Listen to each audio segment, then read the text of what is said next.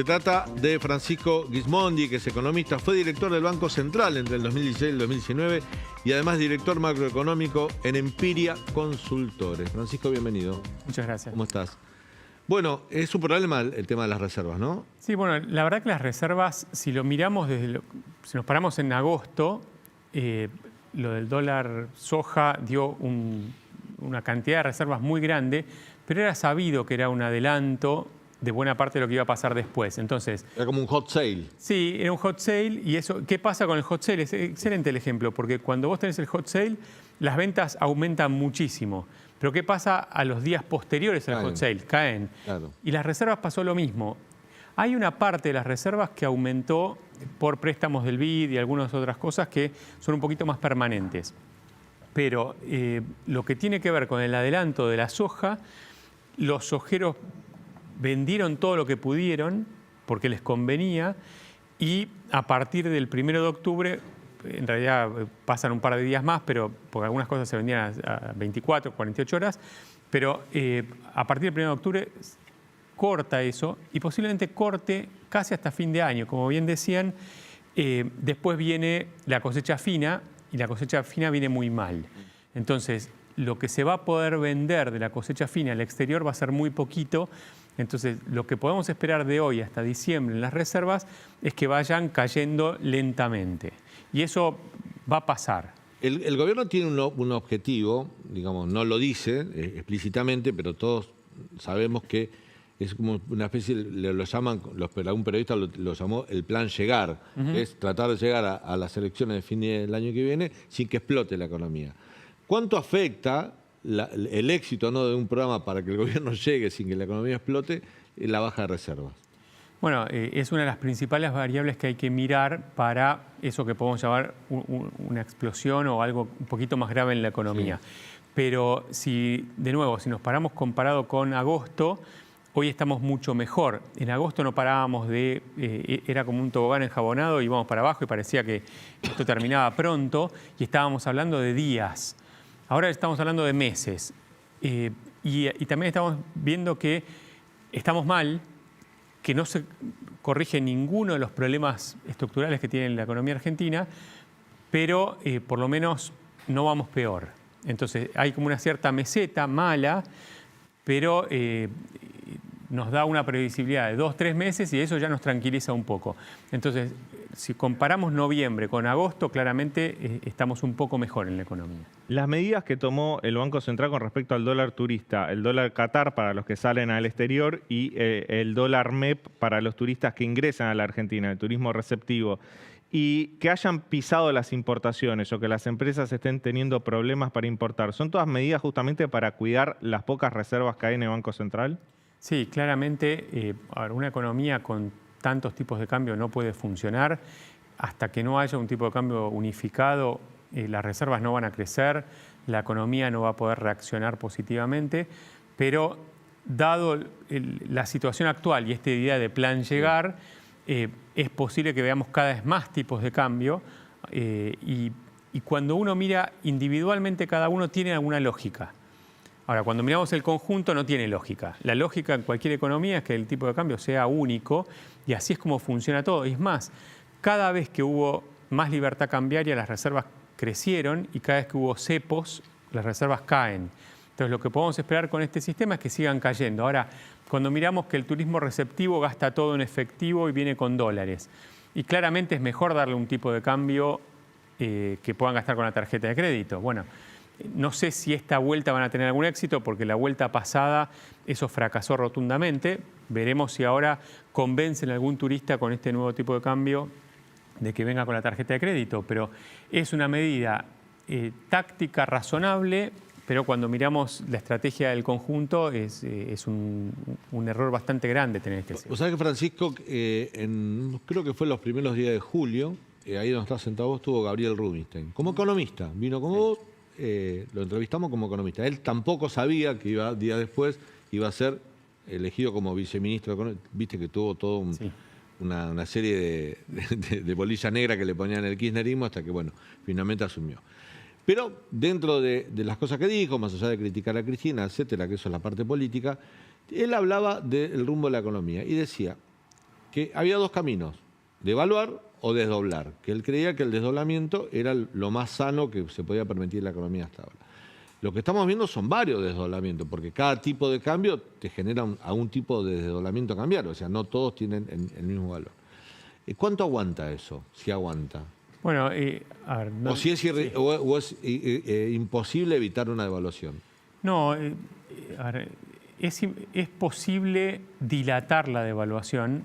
En algún momento la unificación implica posiblemente otro tipo de cambio, que a lo mejor no es ni el que está hoy libre de 300, ni el que está hoy encepado de 150, pero algo en el medio debería haber y la economía requiere tener un único tipo de cambio. Posiblemente, tampoco me quiero poner a analizar a Gabriel, que lo conozco bien, pero tampoco...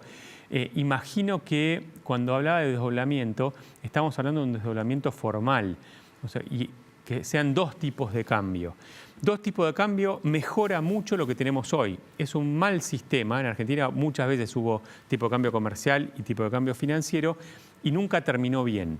Pero si comparamos el cepo y los múltiples tipos de cambio con dos tipos de cambio bien claritos, que cada uno sepa dónde puede ir a comprar, vos podés tener mejoraría. dos tipos de cambio, desdoblar el mercado cambiario. Tenés dos tipos de cambio, un comercial y un financiero, y eso te permite liberar el dólar, por ejemplo. Bueno, o sea, salirte del cepo, claro. ¿ese sistema te permite salir del cepo? Bueno, se podría desdoblar con cepo o sin cepo. Yo creo que el único sentido que tendría el desdoblamiento, que no creo que ocurra durante este gobierno, sería para salir del cepo. Si no, no tiene ninguna gracia. Ahora, si salís del cepo y tenés el comercial y el financiero se supone que debiera ser libre. Sí. El financiero se parezca lo más posible al contado con liquidación, al MEP, al Blue que tenemos hoy, pero ese tipo de cambio que uno pueda ir al banco y cambiarlo libremente y que no tenga que estar comprando bonos, haciendo cosas raras. Eso sería un desdoblamiento que mejoraría la situación actual. Dudo que ocurra. Francisco, vos tenés experiencia en el sector público, fuiste director de Banco Central, estás en la Fundación Pensar, que es la usina de ideas del PRO, sos cercano a Hernán Lacunza. Apelando a tu experiencia justamente en el sector público, ¿qué plan de economía o de estabilización te parece que necesita la economía argentina en esta coyuntura, hoy?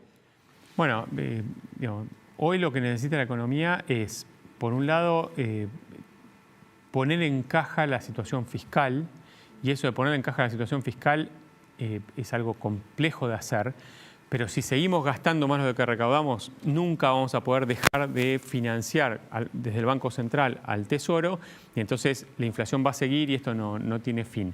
Entonces, ¿eso se puede hacer de un día para otro? Posiblemente no.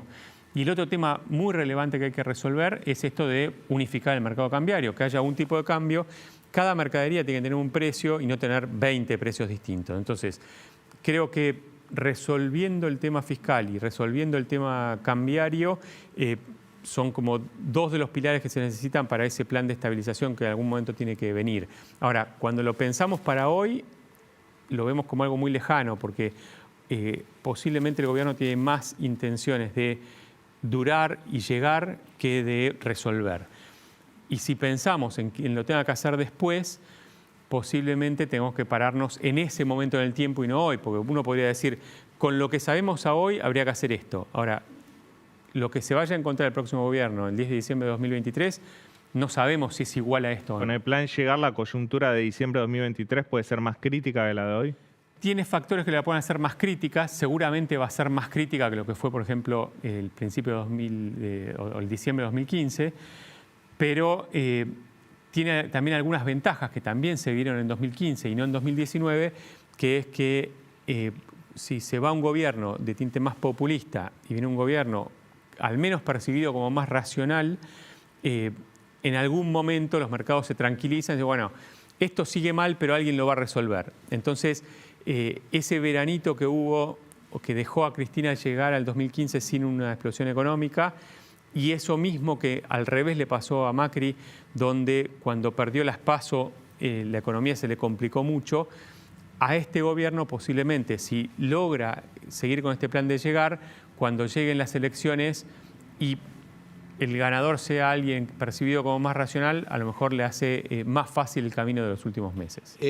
Todos los países tuvieron inflación producto de la pandemia, digamos, emitieron porque la actividad económica estaba parada, fue una regla normal, no sé si tanto como en la Argentina.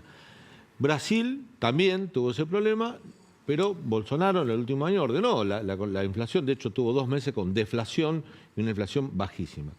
Lula acaba de confirmar al presidente del Banco Central, o sea, no va a remover al presidente del Banco Central.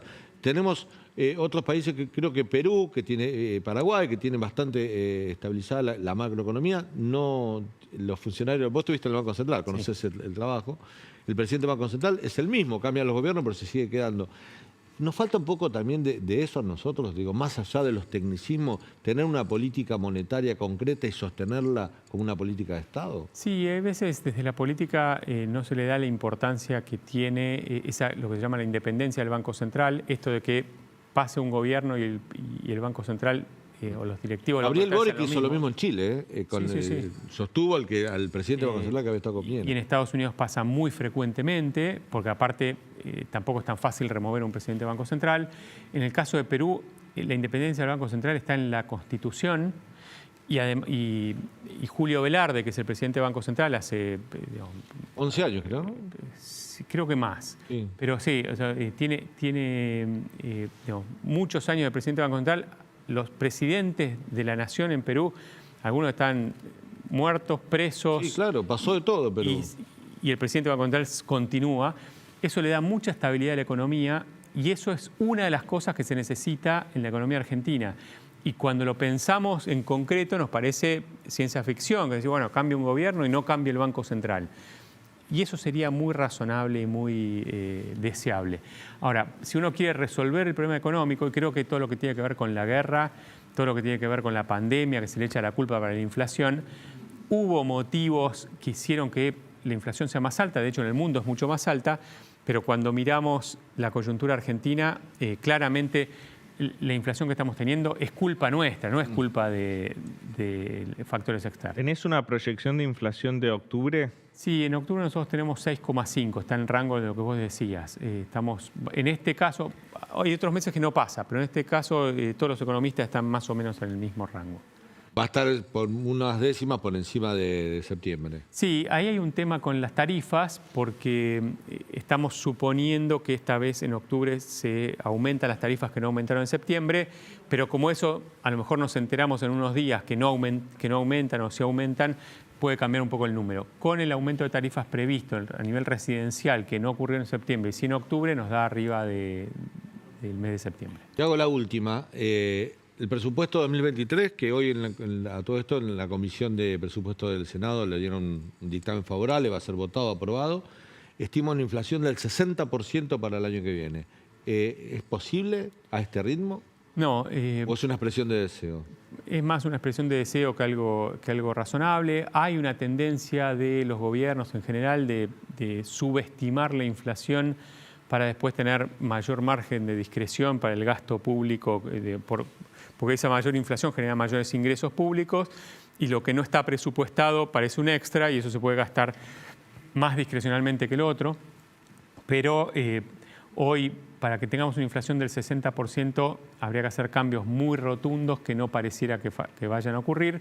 La inflación está corriendo a un nivel de más o menos 100% anualizado y casi todas las variables de economía van a ese nivel. El año que viene posiblemente sea igual o más. Pensar que sea igual o menos ya sería arriesgado. 60 parece demasiado poco. Gracias, Francisco, por tu visita. Gracias. Un gusto tenerte en el programa.